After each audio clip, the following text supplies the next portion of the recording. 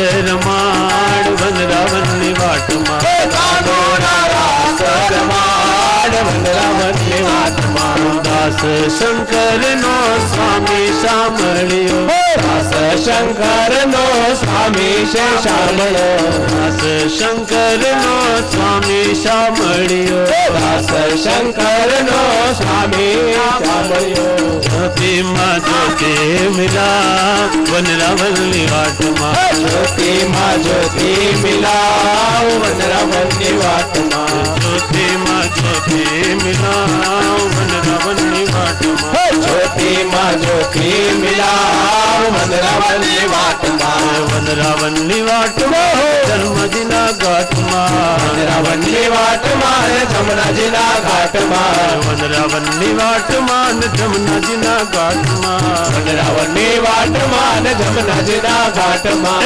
કાનોડા રાસ રમાડ વનરાવનની વાટમાં કાનોડા રાસ રમાડ વનરાવનની વાટમાં કાનોડા વાલીડા હે કાનોડા રાસ રમાડ વનરાવનની વાટમાં કાનોડા રાસ રમાડ વનરાવનની વાટમાં કાનોડા રાસ રમાડ વનરાવનની વાટમાં કાનોડા રાસ રમાડ વનરાવનની વાટમાં કાનોડા રાસ રમાડ વનરાવનની વાટમાં કાનોડા રાસ રમાડ વનરાવનની વાટમાં બોલબાલ કૃષ્ણલાલ કી જય તો કે હા હું જાણું છું કૃષ્ણના દરબારમાં જેને જવું હશે એને નાક વિંધાવવું પડશે અને પછી રાધા કુંડ ની અંદર જયારે સ્નાન કર્યું નારદ માંથી નારદી બન્યા છે ગોપી થઈ ગયા નારદજીએ રાસ ની અંદર ભગવાનની સાથે રાસ કર્યો અને નારદને એમ થયું છે કે ધન્ય છે આ રાસલીલાને પેલા મને એમ હતું કે હું પુરુષ હું કીર્તનકાર અને એ અહમમાં મને આ રાસલીલાનો ક્યારેય આનંદ મળ્યો નથી પણ આજે પોતાનું પુરુષત્વ નારદજી ભૂલી ગયા અને સ્ત્રીત્વ ધારણ કર્યું ગોપી ભાવ ધારણ કર્યો અને અંતે રાસલીલામાં પ્રવેશ મળ્યો અને ભગવાનની સાથે રાસ કરી ભગવાનનું પોતાનું રૂપ પામ્યા કારણ કે જ્યારે નારદી રાસ કરવા ગયા ત્યારે ભગવાને ખેલ કર્યો હતો કે ગોપીઓને પોતાનું રૂપ આપ્યું એટલે નારદ પણ કૃષ્ણ થઈ ગયા અને અલૌકિક આનંદ થયો અને પછી ભગવાને બધાને ગોપીનું રૂપ આપ્યું ત્યારે ફરી નારદી બની ગયા છે જય જય રાધા રમણ ગિરધારી શ્યામ વનવારી જય જય રાધા રમણ ગિરધારી શ્યામ વનવારી જય રાધા રમણ ગિરધારી શ્યામ વનવારી જય જય રાધા રમણ ગિરધારી જય જય રાધા રમણ ગિરધારી જય જય રાધા રમણ ગિરધારી જય જય રાધા રમણ ગિરધારી ગિરધારી શ્યામ વનવારી ગિરધારી શ્યામ વનવારી ગિરધારી શ્યામ વનવારી ગિરધારી શ્યામ વનવારી રાધા રમણ ગિરધારી શ્યામ વનવારી જય જય રાધા રમણ ગિરધારી ગિરધારી શ્યામ વનવારી જય જય રાધા રમણ ગિરધારી શ્યામ વનવારી જય જય રાધા રમણ ગિરધારી ગિરધારી શ્યામ વનવારી ગિરધારી શ્યામ વનવારી ગિરધારી શ્યામ વનવારી જય જય રાધા રમણ ગિરધારી गिरधारी श्याम बनवारी जय राधारमण गिरधारी गिरधारी श्याम बनवारी गिरधारी श्याम बनवारी गिरधारी श्याम बनवारी राधारमण गिरधारी गिरधारी श्याम बनवारी जय राधारमण गिरधारी गिरधारी श्याम बनवारी गिरधारी श्याम बनवारी गिरधारी श्याम बनवारी गिरधारी श्याम बनवारी गिरधारी श्याम बनवारी गिरधारी श्याम बनवारी गिरधारी श्याम बनवारी राधारमण गिरधारी गिरधारी श्याम बनवारी जय राधारमण गिरधारी गिरधारी श्याम बनवारी जय राधारमण गिरधारी गिरधारी श्याम बनवारी जय राधारमण गिरधारी गिरधारी श्याम बनवारी શરીરની અંદર જ્યારે શક્તિ વધે ને ત્યારે કામ વધે છે અને મનની અંદર જ્યારે કામ જાગે ત્યારે રાસ વિહારી એવા શ્રી કૃષ્ણનું ધ્યાન કરો. પરમાત્મા તમારા મનના હૃદયના કામને મારી નાખશે. એવા પ્રભુને પ્રણામ કરી અને આપણે અત્યારની કથાને અહીંયા વિરામ આપીએ. 3 વખત કૃષ્ણનો જય જયકાર કરી આરતી કરી અને પછી આપણે પ્રસાદ લઈને બધા છૂટા પડીશું. મારે ઈચ્છા હતી કે ગોપી ગીત અત્યારે આવી જાય, પણ ગોપી ગીત હવે કાલે સવારે આપણે લઈશું. અત્યારે સમય પૂરો થાય છે. બોલે બાલ કૃષ્ણલાલ કી જય, સદગુરુદેવ કી જય. ચાલો યજમાનો બોલાવો. ચાલો આવી જાઓ યજમાનો. જય કાના મીઠી મોરલી વાળા મીઠી મોરલી વાળા ગોપીના પ્યારા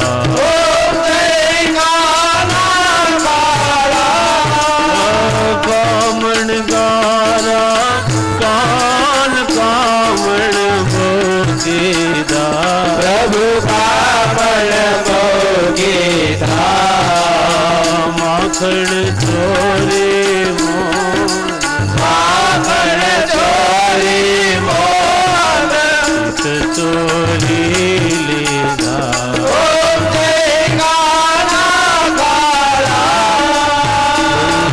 યશોદા ઘેર વૈકુંઠ ઉતારી પ્રભુ વૈકુંઠ ઉતારી કાલિય મર્દન કીધો કાલિય મર્દન કીધો ગાયો ને ચારી ઓમ જય રાધા કાળા કસલી આંગળીએ પ્રભુ ગોવર્ધન તોડ્યો પ્રભુ ગોવર્ધન તોડ્યો ઇન્દ્રનો ગર્વ ઉતાર્યો ઇન્દ્રનો ગર્વ ઉતાર્યો જય ગિરિવર ધારી ઓમ જય રાધા કાળા ગુણ તણો તુજ પાર કે મેં નહીં આવે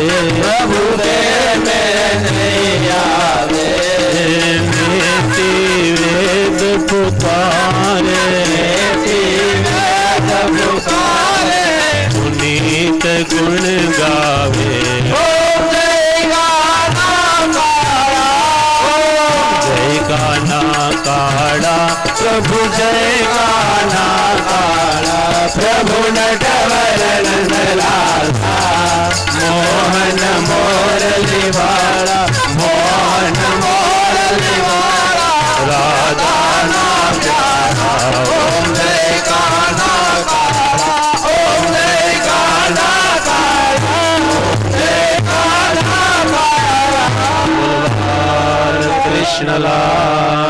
की जय गिरिराज धरण की जय गोवर्धन नाथ की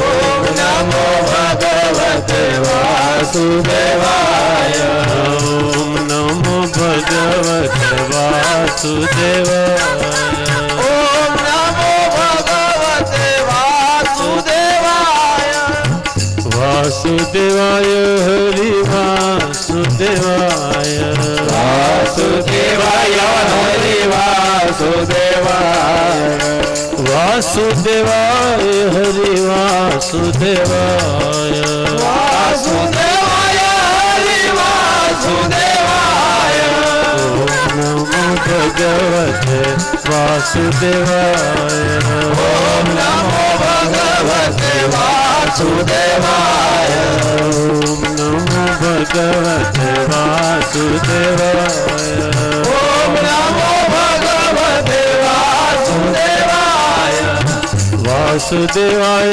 हरि वासुदेवाय वासुदेवाय हरि वासुदेवाय वासुदेवाय हरि वासुदेवाय वासुदेवाय हरि वासुदेवाय ओम नमो भगवते वासुदेवाय ओम नमो भगवते वासुदेवाय वासुदेवाय वासुदेवाय वासुदेवाय वासुदेवाय ओम नमो भगवते वासुदेवाय ओम नमो भगवते वासुदेवाय वासुदेवाय वासुदेवाय वासुदेवाय वासुदेवाय ओम नमो भगवते वासुदेवाय ओम नमो भगवते वासुदेवाय वासुदेवाय वासुदेवाय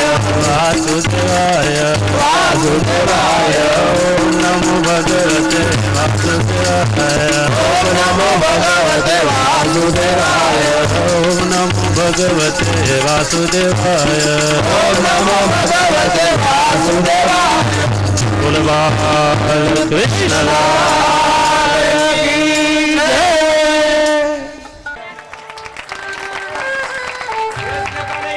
लाल की जय आपको स्वागत करिए कैसे बारे जोरदार जोरदार ताली दे बताइए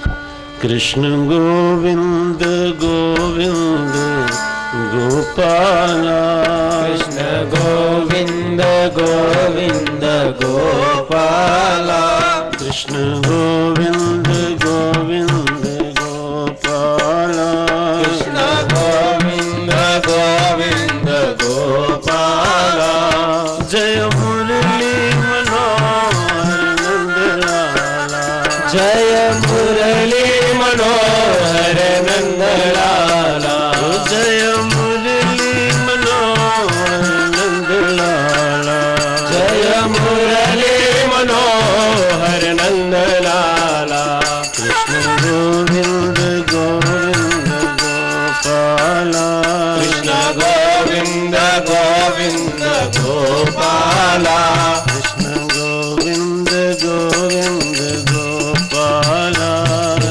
गोविंद गोविंद गोपाला जय मुरली मनोहर नंदलाला जय मुरली मनोहर नंदलाला जय मुरली मनोहर नंदलाला जय मुरली मनोहर नंदलाला कृष्ण गोविंद गोविंद गोपाला कृष्ण गोविंद गोविंद गोपाला कृष्ण गोविंद गोविंद गोपाला कृष्ण गोविंद गोविंद गोपाला जय मुरली मनोहर नंदलाला जय मुरली मनोहर नंदलाला अरविंदे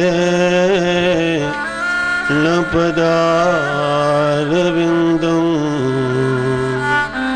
કાઢવા દે પડી જાય અને પડી જાય ને ત્યારે ખબર પડે કે નોટ સાચી છે કે વેદ સાચો છે.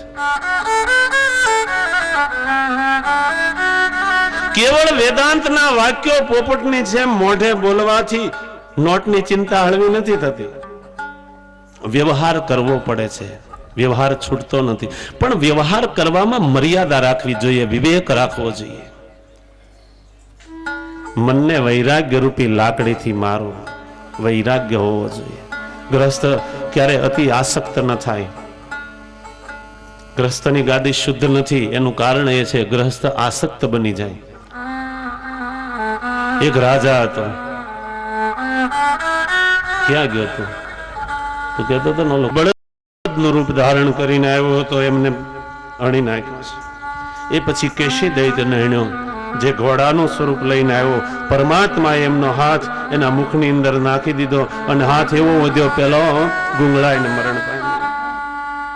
એ પછી માયાવી પુત્ર જે મૈદાનવનો વ્યોમાસુર નામનો, એ બાળકોની સાથે રમવા આવ્યો ને એ વખતે બાળકોને પૂરવા લાગ્યો. ગોવર્ધન પર્વત ઉપર ગોવાળિયાની સાથે રમત રમતા રમતા એ ગુફામાં પૂરી દેતો તો ભગવાનને ખબર પડી અને પછી આ વ્યોમાસુરનો નાશ કર્યો છે. એક વખત નારદજી આવ્યા છે કંસને ઘેર. કંસ પાસે જઈને કહેવા લાગ્યા, આ વસુદેવ તને દગો કર્યો એ કઈ ખબર પડી તને? એ કે શું વાત કરો છો? હા હા, તને પેલી કન્યાએ શું કહ્યું હતું? કે કન્યાએ કહ્યું હતું કે તારો કાળ તો બીજે જન્મી ચૂક્યો. બસ તો પછી નંદને ઘેર જે કૃષ્ણ છે ને, વસુદેવનો પુત્ર છે. તને જો વિશ્વાસ ના આવે તો પૂછ ગર્ગાચાર્ય મહારાજને, નામકરણ કરવા ગયા હતા કેમ? નંદ, કંસ તું ભોળો છે, તને ખબર નથી. વસુદેવે તારી સાથે કપટ કર્યું છે. દેવકીનો 8મો ગર્ભ જે કૃષ્ણ તરીકે જન્મ પામ્યો એ નંદને ત્યાં મૂકી આવ્યા અને યશોદાની પુત્રીને એને લાવ્યા હતા. તે જે મારીને યશોદાની પુત્રી હતી. બલરામ રોહિણીના પુત્ર છે. બંને ભાઈઓ નંદને ઘેર મોટા થઈ રહ્યા. કંસને ક્રોધ આવ્યો અને વસુદેવને એકદમ મારવા દોડ્યો. નારદને સળગાવતા આવડે ને એને ઓલવતા આવડે. આપણને તેટલી દિવાળી જ આપતા જ આવડે. કે મારીશ નહીં આવે ને? કેમ? કે એને મારીશ તો પછી કૃષ્ણ અને બલરામ તારા હાથમાં કેમ આવે? એ વાત સાચી છે. તું કઈક એવો ઉપાય કર કે જેના વડે કૃષ્ણ બલરામ આયા સ્વયં આવે. અને પછી પોતાના રાજપુરોહિતને પૂછવામાં આવ્યું ને રાજપુરોહિતે કહ્યું, મહારાજ એક કામ કરો, તમે ધનુષ યાગ કરો. આ યજ્ઞની અંદર એવું હોય છે કે જો યજ્ઞ નિર્વિઘ્ને 5 દિવસનો યજ્ઞ પૂર્ણ થઈ જાય તો જેણે યજ્ઞ કર્યો એના બધા શત્રુઓનો વિનાશ થાય, અને જો યજ્ઞની અંદર વિઘ્ન આવે તો એ યજમાનનો નાશ કરે. પુરોહિતે કહ્યું, અને એ વખતે મલ કહેવા લાગ્યા, મહારાજ એમાં શા માટે મૂંઝાવો છો? 5 દિવસ તમારો વાળ વાંકો ન થવા દઈ, અને એ ઉપરાંત આ યજ્ઞની અંદર આજુબાજુ કોઈ ફરકવા ન દઈએ. યજ્ઞનું ધનુષ મૂકવામાં આવ્યું, ધનુષ યાગ શરૂ થયો, અને આ બાજુ કંસને એમ થયું કે ચાલ કૃષ્ણ અને બલરામને આ યજ્ઞ નિમિત્તે દર્શનને બાને અહીંયા બોલાવી લો. કંસ વિચાર કરે, યજ્ઞ નિમિત્તથી નંદ બાબાને હું આમંત્રણ આપું, સાથે રામકૃષ્ણને લાવવાનું કહું. ષડયંત્ર રચ્યું. મલને કહેવા લાગ્યો કે જ્યારે પેલા એના બંને બાળકો આવે ને એને ગમે તેમ કરીને મારી નાખવાના છે, કારણ કે મારો કાળ છે, મારા શત્રુ છે, એને હાથે મારું મરણ થવાનું છે. કાળ સમીપ આવે ને મૃત્યુની છાયા પડે ને એટલે માણસનો સ્વભાવ બદલાઈ જાય, એકદમ બુદ્ધિમાં ફેર પડે. પુણ્યશાળી અતિ પુણ્ય કરવા માંડે અને પાપીનો સ્વભાવ અધિક ક્રોધી બની જાય છે.